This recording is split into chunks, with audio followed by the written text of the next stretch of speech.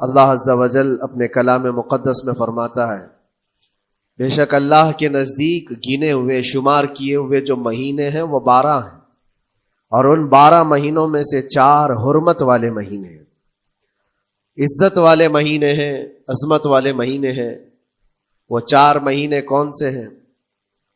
مسلسل ترتیب کے ساتھ ذی القعدہ، ذی الحجہ اور محرم، اور 4تھا مہینہ رجب المرجب جس میں ہم اور آپ زندگی گزار رہے ہیں۔ اس کو رجب الاسم اور رجب العصب بھی کہا گیا ہے۔ یہ جو 4 مہینے ہیں اس میں جنگ و جدال، قتل و قتال سب حرام ہو جاتی ہیں۔ اس دور میں جو جنگیں ہوتی تھی کفار و مشرکین بھی اپنی تلواریں روک لیا کرتے تھے۔ یہ 4 حرمت والے مہینوں کی سارے لوگ عزت کرتے۔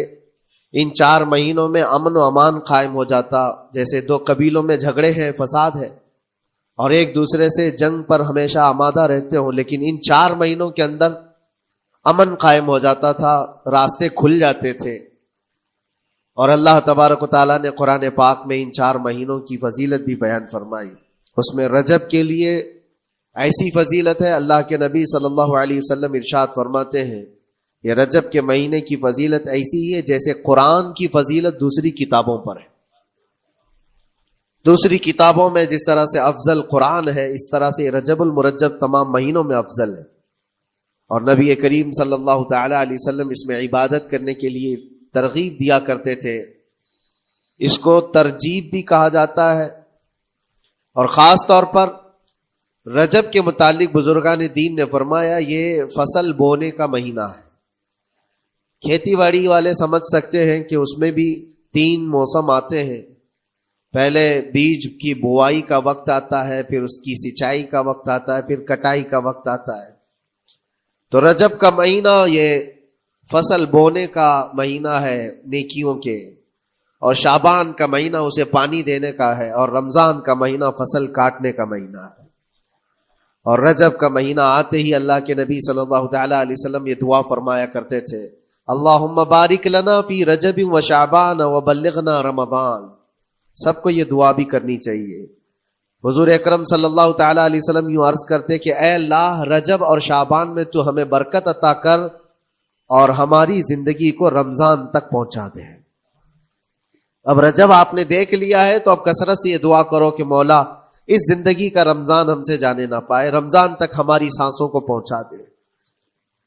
یہ دعا کثرت سے ہر نماز کے بعد بھی ہونی چاہیے۔ رجب آتے ہی میرے عزیزوں یہ عبادتوں کا موسم شروع ہو چکا ہے، اور سب جانتے ہیں رجب کے بعد پھر ہمارے ہاں مسلسل ایسی شب بیداریاں اور عبادت کے موسم نظر آنے لگتے ہیں۔ پھر شعبان بھی، اس میں رجب میں بڑی رات آتی ہے، شب معراج، اور اس کے بعد شعبان میں شب برات، پھر اسی طرح رمضان کا موسم بن جاتا ہے۔ تو اب یہ موسم بنانے کا وقت آ چکا ہے۔ تو سب سے پہلی چیز یہ ہے کہ میرے عزیزوں، فصل کے بونے کے لیے کن چیزوں کی ضرورت ہوتی ہے، اس چیز کا خیال رکھیے۔ بیج اگر کھوٹا ڈالے ہو اور ویسی ہی فصل آنے کا انتظار کرو گے تو پھر نہیں ہوگا۔ بیج کو کھرا اور خالص ہونا چاہیے۔ جو نیکیاں کرنا چاہ رہے اس کو صاف ستھرے اچھے ماحول میں کیے جانے چاہیے۔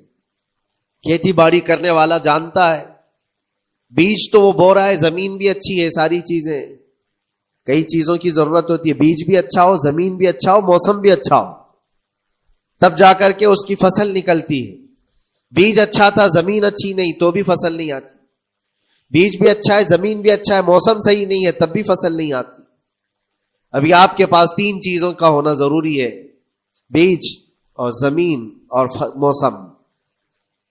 بیج جو ہے یہ نیکیاں ہیں، اور زمین تمہارا دل ہے، اس کا اتنا ہی پاک ہونا ضروری ہے۔ اور موسم یہ رجب کا ہے، اس میں تو کوئی شک نہیں ہے کہ عبادتوں کا موسم ہے، فصل کی اچھے لانے کا موسم ہے۔ لیکن سب سے پہلی چیز اب ہمیں ضرورت ہوتی ہے کہ ہم کیا بیج بو رہے ہیں۔ شیخ سعدی رحمت اللہ تعالی علیہ فرمایا کرتے کہ زمین میں ادرک بو کر کے گنا آنے کی امید تو نہیں کر سکتے، جو بویا ہے وہی اسی کی فصل آئے گی۔ لوگ عمل خیر کریں تو اس کا نتیجہ بھی خیر آئے گا، اور برائیاں کریں اور پھر رمضان میں یہ انتظار کریں کہ میں نے جو بویا ہے اس کی فصل آئے، تو ایسا نہیں ہوتا۔ بہت سارے لوگوں کا وہ شک بھی میں دور کرنا چاہتا ہوں کہ رمضان المبارکہ میں فضیلتوں کو آپ سنتے آئے ہیں، رمضان ایسا مہینہ ویسا مہینہ، اتنی برکتوں والا، اتنی رحمتوں والا، لیکن بہت سارے لوگوں کے حالات چونکہ تو ہی رہتے رمضان میں ویسے ہی ہیں، وہ لوگ کچھ بھی نہیں بدلے۔ تو اس میں رمضان کا قصور ہے کہ اس مہمان کا قصور ہے، اس انسان کا قصور ہے؟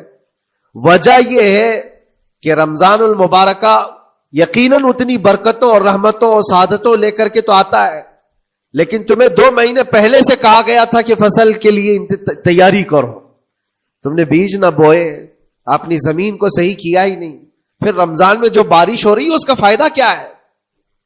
روڈ پر 10 سال بھی بارش برسے وہاں پر کوئی فصل نہیں آئے گی، کیونکہ وہ زمین سخت ہے اور بیج بونے کے قابل بھی نہیں ہے۔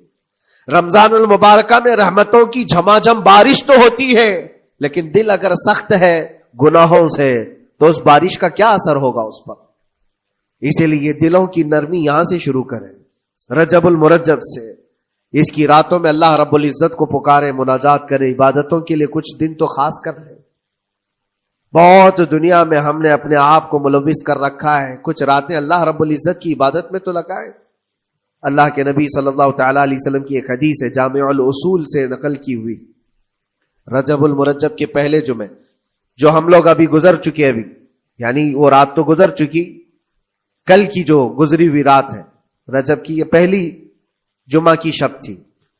اس کے متعلق روایت ہے کہ 12 رکعتیں جو مغرب کے بعد سے لے کر عشاء کے درمیان پڑھتا ہے، اللہ کریم اس کے تمام گناہوں کو معاف کرتا ہے، اور اس سال اس کو پورے طور پر ناگہانی آفات سے محفوظ رکھتا ہے، اور شیطان کے اس پر قابو پانے سے بھی اس کو اللہ محفوظ رکھتا ہے۔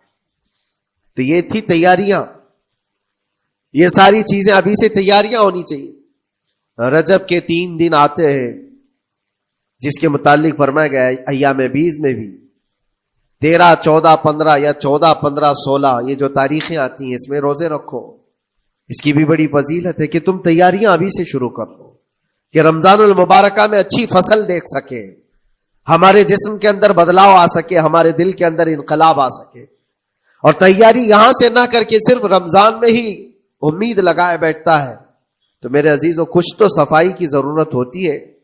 میرے عزیزوں یہ رجب بیج بونے کا موسم ہے، تو کے اندر جو وسوسے بھرے ہوئے ہیں، گناہوں کے خیالات بھرے ہوئے ہیں، اس کو پاک تو کرو۔ اس کو پاک کرنے کے لیے اللہ کریم کی بارگاہ میں آ کر گڑ گڑاؤ، تمہارا ایک آنسو تمہارے تمام گناہوں کو اور اللہ کی غضب کو ٹھنڈا کر دیتا ہے۔ ہاں، ایک آنسو کا قطرہ تمہارے لیے اللہ کریم ہے